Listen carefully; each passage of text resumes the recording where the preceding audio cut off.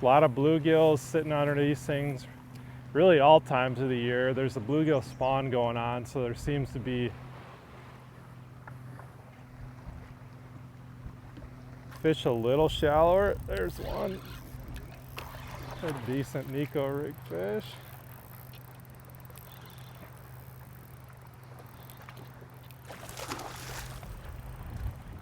That was a fun size one. He's right off that deepest part of that dock there, down in the grass.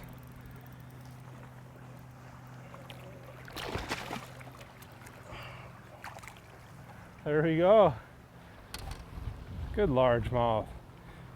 Man, that thing is healthy. Hey everyone, Bob Downey here, Bassmaster Elite Series Pro, here with Bass U to dive into the Neko rig today.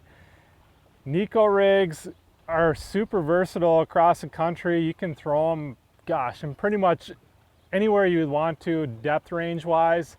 I'll fish them off grass edges, rock piles. I'll even fish them up in 0 to 5 foot of water too, just to give them a little bit different look compared to maybe just a weightless wacky rig Senko.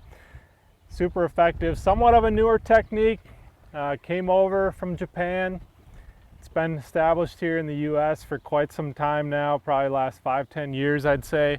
I'm going to show you how I rig it, my setup, where I like to fish it, how I like to fish it, etc. We'll start with the rod. This is a 7-1 medium fast St. Croix Legend Tournament bass rod. Any 7 to 7.3 medium fast or medium extra fast rod would be my preference.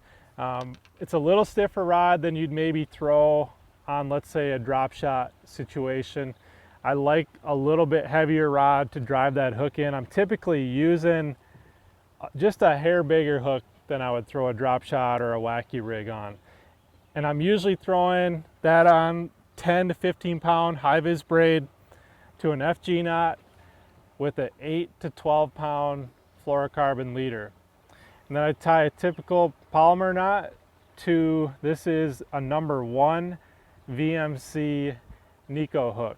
You can also throw the VMC weedless if you're in heavier vegetation, or if you're around cypress trees, that sort of deal, throwing around docks, you might want to go to the weedless version.